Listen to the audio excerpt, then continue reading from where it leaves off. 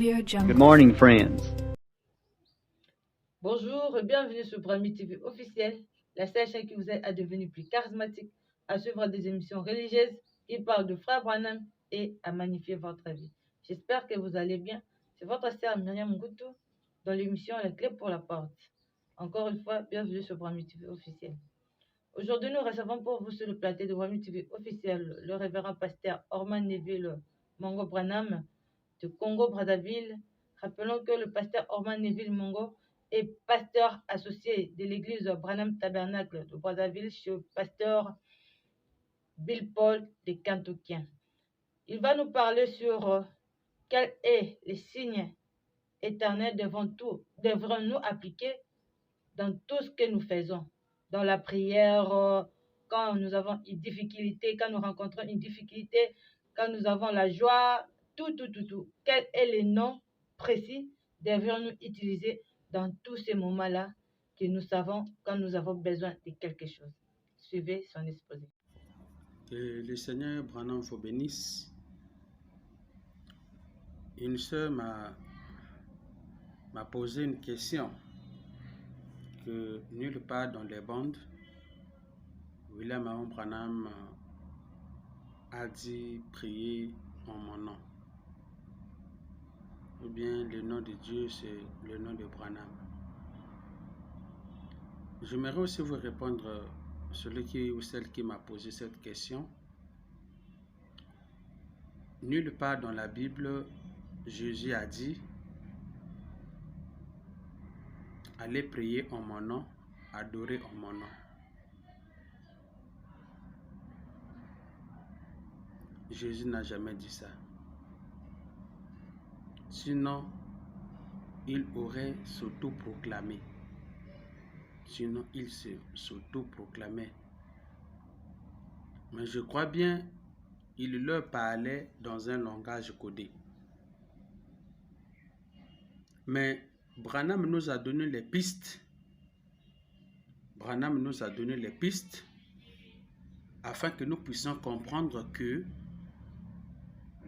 le nom d'adoration, le nom que nous devons adorer, c'est le nom parfait de Branham. Pourquoi je le dis? Regardez ce mystère où Branham va rentrer dans la numérologie. Il rentre dans la numérologie pour nous montrer le chiffre auquel on adore Dieu. Branham va nous montrer les chiffres auxquels on adore Dieu. Donc si on arrive à ce chiffre-là et qu'on voit le nom de Dieu avec ce chiffre-là, c'est ça le nom d'adoration. Maintenant, c'est à nous d'appliquer là par rapport à la révélation. Écoutez ce que Branham dit ici. Je suis dans la brochure Le signe de la sémence du temps de la fin, prêché le 19/3 1962. Je suis au paragraphe 129. Branham dit 3 est le chiffre de la perfection. Nous savons tous cela. 3 est le nombre de Dieu dans sa numérologie. On connaît Dieu par ses chiffres. Donc si vous voulez connaître l'adoration du nom de Dieu, c'est dans les chiffres. Et c'est ça, mes très chers frères et sœurs, les pistes que Branham va nous donner. Il dit 3 c'est la perfection et 7 c'est l'adoration. Et 7 c'est... Donc, sur cette question du nom nouveau, nous venons d'évoquer cela avec la Bible qui tranche déjà cette question que Jésus a reçu un nom nouveau. Donc, tout ce qu'il a eu à faire dans son passé avec son saint nom, le nom de Jésus, il a compris la rédemption, les gens ont adoré, les gens ont fait ceci, cela avec ce nom. Tout ça là, c'est parti dans l'eau. Pourquoi? Parce que il a déjà changé de nom. La gloire n'est plus avec l'ancien nom. L'ancien endroit devient Ichabod, car la gloire n'est plus là. Écoutez ce que Branham va dire ici. Je suis dans la brochure L'âge de l'église de Tati, prêché le 8/12 1960. Je suis au paragraphe 32. Branham dit, et sur ce caillou, il y avait un nom que personne ne connaissait. Si ce n'est celui qui le recevait, il le connaissait, mais personne d'autre que lui ne pouvait le connaître. Quand vous entendez ces gens vous flatter disant qu'il y a ces gens, que non, le nom nouveau, c'est Jean, c'est Paul, c'est Marie, c'est celui-ci, c'est celui-là, ou c'est celui-là, Branham dit, ne les croyez pas. Ne les croyez pas. Parce que si c'était cela, la personne n'en dirait jamais rien. Donc celui qui reçoit le nom là, le nom nouveau là, lui ne peut pas dire ça de lui-même que j'ai reçu un nom nouveau. Que le nom nouveau là c'est moi. On me dit, vous voyez, c'est vrai, elle doit le garder pour elle. Donc la personne qui reçoit le nom nouveau, c'est cette personne-là qui garde ce nom-là pour elle. C'est un secret pour elle-même, qu'elle-même ne peut pas s'autoproclamer ou divulguer. Non, elle le connaît. Personne ne le connaissait excepté lui-même.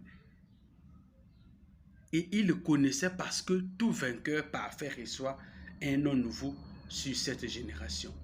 Avez-vous remarqué qu'Abraham s'appelait Abraham, mais lorsque Dieu vint pour se servir de lui, il changea son nom en Abraham. Sarah, c'était Sarai, mais quand Dieu voulut se servir d'elle, il changea son nom en Sarah, Sarah princesse. Avez-vous fait attention à Jacob? Jacob signifie supplantateur. Ésaü signifie roux, velu et roux. Un rouquin entièrement roux. Voilà ce qu'était Ésaü. Bien, Jacob était un supplantateur. Un supplantateur, c'est un trompeur. Ésaü n'a-t-il pas dit? Son nom n'est-il pas Jacob supplantateur? Que le Seigneur vous bénisse richement. Nous sommes toujours sur la première question. Je vous ai parlé que le signe éternel, le nom de William Branham, c'est le signe éternel. Et c'est ça qui est le nom éternel que nous devons adorer. Alors, les gens vont me poser la question, mais on demande quel est le nom éternel. Vous parlez du nom de Branham qui est le signe éternel. Comment? Oui, parce que le nom qui renvoie à la personne représente un signe. Représente un signe pour cette génération. Représente un signe pour l'humanité. Je prends l'exemple avec le cas de Jésus ici.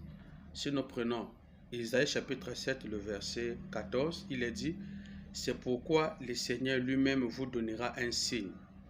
Voici la jeune fille deviendra enceinte et elle enfantera un fils et elle lui donnera le nom d'Emmanuel. » Or, le nom d'Emmanuel, c'est ça le signe qui a été donné pour Israël. Et nous allons voir dans Matthieu chapitre 2, cette écriture a été accomplie avec Jésus.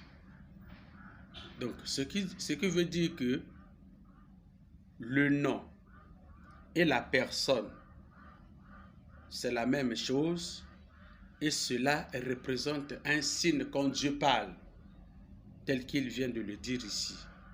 Donc, voilà pourquoi quand la voix parlait à William Branham, que je te donnerai un signe éternel. Un signe, dit, regarde sur la montagne. Regarde sur la montagne. Ton nom y est écrit. Et c'est ça, le nom éternel. Donc, je voulais au moins élucider cela afin que les gens comprennent que c'est ça qui est le signe éternel. Le signe où quand les doutes vont parvenir dans notre esprit, que nous puissions faire recours, que nous puissions regarder vers les montagnes. Là où... Ok, que le Seigneur vous bénisse. Donc je disais tantôt que voilà pourquoi le nom de Branham devait être honoré parmi son peuple. C'est-à-dire, nous, son peuple, on doit honorer ce nom-là. Pourquoi? Écoutez ce que Branham dit ici. Je suis dans la prédication. Dieu se cache puis se révèle dans la simplicité. Prêché le 17/3 en 1963. Je suis au paragraphe 75. Branham dit: comment aurais-je su, petit gamin, en ayant que j'étais ici à 2 ou 3 rues de l'école et Gramville, et j'étais la risée de l'école parce que j'étais tellement déguenillé et je pataugeais dans un vieil étang. Comment aurais-je su qu'au fond de cet étang reposait la sémence d'un lit qui fleurirait comme ceci? Et comment aurais-je su, alors que personne ne me parlait, qu'il me donnerait cependant un nom qui serait honoré parmi son peuple? Donc un nom qui serait révéré, respecté, honoré, comme il vient de le dire, parmi le peuple de Dieu. Donc voilà le nom éternel qui ne périra pas. La gerbe agitée que le monde doit agiter, que le monde doit considérer. Et voilà, c'est ça qui donne la vie. C'est ça qui apporte la vie. Il n'y a pas qu'un jour, il y aura un autre nom qui viendra en dehors du nom de Branham. C'est le signe éternel. C'est le signe éternel. Le nom gravé sur les 7 pics, c'est le signe éternel. Je n'en ai point un autre. Pour Jésus, c'était juste un signe, mais ce n'était pas un signe éternel. C'était un signe que Dieu avait donné à Israël, selon Ésaïe 7,14. Mais ici, c'est le signe éternel, c'est le nom honorable. C'est le nom respectif.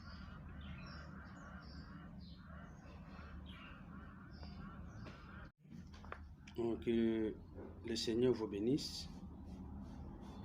La troisième question qui nous a été posée, c'était celle-ci.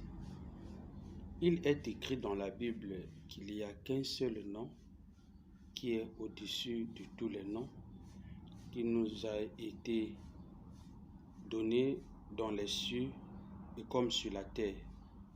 C'est le nom de Jésus-Christ,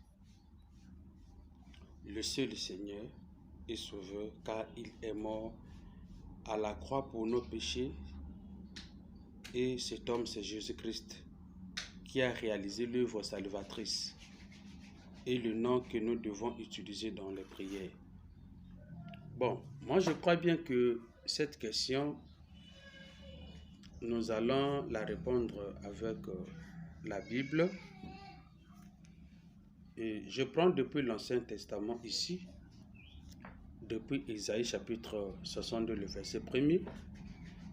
Seule la Bible va répondre à ces questions. Pour l'amour de Sion, je ne me tairai point. Pour l'amour de Jérusalem, je ne prendrai point de repos, jusqu'à ce que son salut paraisse comme l'aurore, et sa délivrance comme un flambeau qui s'allume. Alors les nations verront ton salut, et tous les rois ta gloire, et l'on t'appellera d'un nom nouveau, que la bouche de l'Éternel déterminera. Donc ici, on nous parle d'un nom nouveau que Dieu va utiliser et qui sera servi parmi les nations, dont la bouche de l'Éternel déterminera. Et alors, en prenant ici dans le livre de l'Apocalypse, Apocalypse chapitre 2, Apocalypse chapitre 2, je suis au verset Apocalypse chapitre 2, supportez-moi ici, je suis au verset 17, Apocalypse 2, 17. Que celui qui a des oreilles entende ce que l'Esprit dit aux églises. À celui qui vaincra, je donnerai de la manne cachée. Je lui donnerai un caillou blanc et sur ce caillou est écrit un nom nouveau que personne ne connaît. Donc ici déjà nous avons l'idée d'un nom nouveau. Le nom nouveau de qui? Le nom nouveau de Jésus. Alors, la deuxième question qui m'a été posée, c'est celle de savoir comment nous allons reconnaître que le Branham c'est le signe éternel. Et deuxièmement, nulle part dans les brochures, Branham n'a dit que son nom c'est le signe éternel. Je voulais vous répondre tout court à cette écriture, mes frères et sœurs. Je suis dans la brochure Christ est le mystère de Dieu révélé.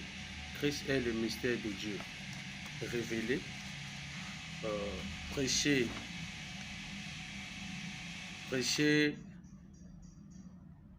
le 28 juillet 1963. Prêché le 28 juillet 1963. Christ est le mystère de Dieu révélé. Comment nous allons reconnaître que le nom de Branham c'est le signe éternel?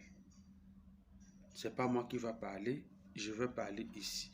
Branham va parler ici dans Christ est le mystère de Dieu révélé. Je suis au paragraphe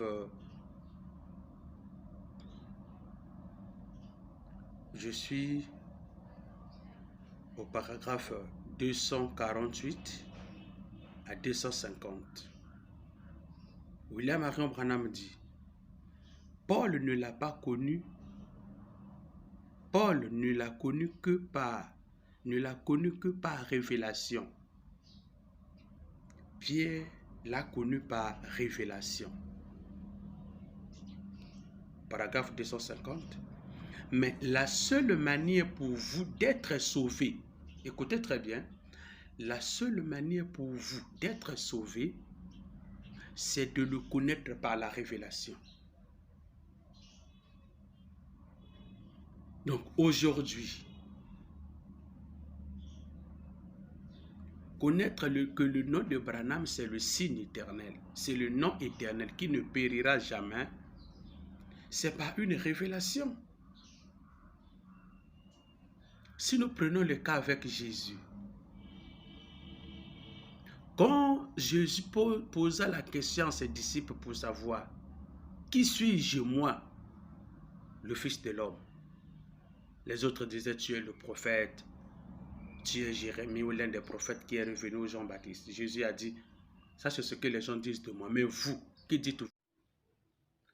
C'est par ici que nous mettons un terme à notre édition sur Vrami TV officielle. Vous étiez nombreux de nous suivre de partout en République démocratique du Congo et partout dans le monde. Nous vous disons merci. Nous disons bonjour à tous nos téléspectateurs, nos abonnés. Que Dieu vous bénisse. À une prochaine édition. Bye.